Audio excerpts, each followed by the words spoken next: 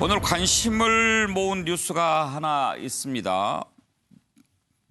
자유한국당이 비례당 만들려고 생각하는 것 있죠. 그래서 선관위에 물어봤습니다. 비례 자유한국당 이런 명칭 써도 되느냐. 오늘 선관위가 어떤 결론을 내릴지 매우 관심이 모아졌는데요. 일단 선관위 안 된다. 이렇게 결정을 했습니다. 그 이유는 이미 등록된 정당의 명칭과 뚜렷이 구별되지 않기 때문에 유사 명칭 사용을 금지하도록 한 정당법을 어긴 것이다. 이렇게 돼 있습니다. 그러니까 지금 자유한국당 이름과 뚜렷이 구별이 돼야 되는데 비례 자유한국당, 비례 한국당 이것은 안 된다는 것이죠. 자, 이 부분 한번 좀 짚어볼 텐데 먼저 관련된 녹취를 좀 모아서 들어보겠습니다. 그 비례 한국당 그 명칭 사용 불허한 결정에 대해서 법적인 소송을 할 것이냐 그 문제에 관해서 이게 비례 한국당과 또 자유한국당은 별개의 정당이기 때문에 저희 한국당이 나서서 불복 소송을 하는 것은 조금 그런 문제점이 있습니다. 그래서 조금 신중하게 현재로서 신중하게 검토 중이다. 결론이 확실하게 난 건 아니지만 신중하게 검토 중이다. 자, 정혁진 변호사, 지금 선관위 결정이 나왔는데 네네. 그 배경을 좀 설명을 한번 해주시겠습니까? 일단은 정당법에 예. 41조 3항에 41조에 어떻게 되어 있냐면 유사 명칭을 갖다가 쓰지 못하도록 예. 되어 있어요. 왜냐하면 어떤 정당을 갖다가 선택할 것이냐가 굉장히 중요한데 이름이 비슷하면 헷갈릴 수가 있단 말이죠. 그렇기 때문에 이미 등록된 정당의 명칭과 구별되는 그런 명칭을 갖다가 써야 된다. 예. 그런데 이제 비례 자유한국당도 있지만 그 전에 비례 한국당도 있고요. 예. 그다음에 혹시나 해가지고 비례 민주당을 또 선점한 사람들도 있단 말이에요.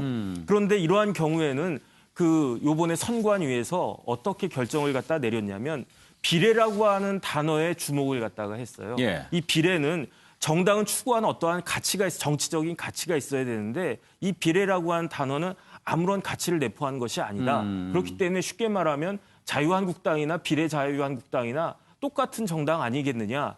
사실은 제가 봤을 때 맞거든요. 그렇기 때문에 이걸 갖다가 쓰지 못하도록 선관위에서 이걸 갖다 거부한 것 같고 그다음에 선관위 위원이 조금 그 독특하게 구성이 되어 있어요, 지금. 예. 지금 선관위 위원이 9명이거든요. 예. 위원장은 이제 대법관이 겸직을 갖다 하고 있고 판사 출신이 3명, 예. 검사 출신이 3명, 그다음에 교수나 정당인이나 아니면 언론인이나 이런 외부인이 3명. 예. 3대 3대 3으로 그 구성이 되어 있는데 대부분 6명은 이제 법조인이란 말이죠. 아마 법리적으로 나름대로 판단을 갖다가 한 것으로 보이고 어떠한 정치적인 그런 것은 있지 않았던 것이 아닌가 그런 생각이 듭니다.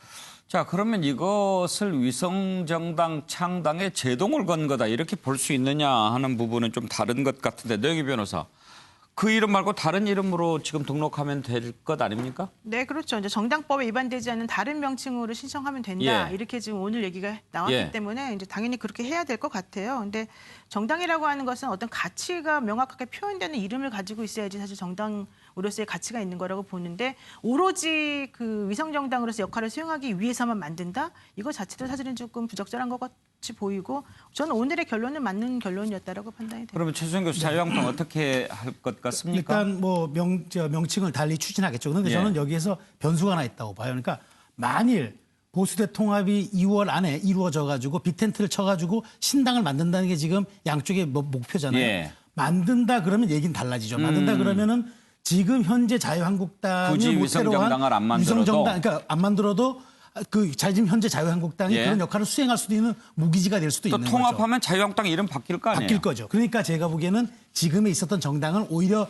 비례 정당으로서 만들 가능성도 있고 여러 가지 경우의 수가 열려 있는 거죠. 그래서 지금 저는 자유한국당이 그렇게 내심 어차피 방향을 정했기 때문에 그렇게 서두르진 않을 거라고 예. 봅니다. 그래서 결국 관건은 보수 대통합의 여부가 될 것이다. 저는 그렇게 전망합니다. 그러면 양문석 이사장 예. 지금 민주당은 자유한국당이 위성정당 만드는 거 되게 비판하잖아요. 예, 예. 민주당은 안 만들 모양이죠? 저는 민주당이 만들면 이 선거법 자체를 민주당 스스로가 부정한다고 생각을 해요. 민주당이 만들면 제가 먼저 나서서 강력하게 반대하고 민주당을 공격할 거예요.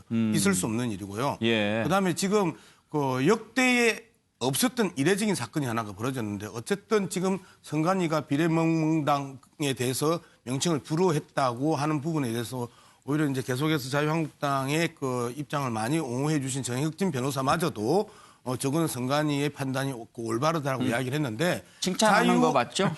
예. 근데 자유한국당이 저걸 야당 탄압이라고 지금 규정을 했어요. 그러면서 뭐라고 이야기했냐면 총선을 공정하게 관리할 수 있는지 의심하지 않을 수 없다고 선관위를 정면으로 공격을 했단 말이에요.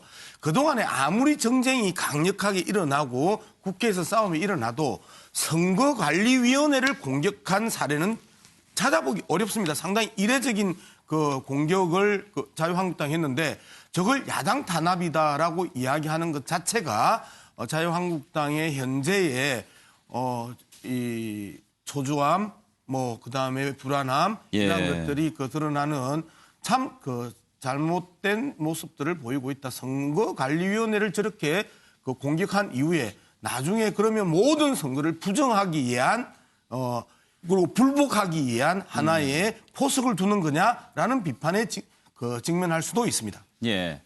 위성정당 문제 이번 총선의 중요한 변수 가운데 하나가 될 것으로 전망이 되고 있는데 또 오늘 선관위 결정 이후 파장이 어떻게 될지도 주목해 볼 만한 일입니다.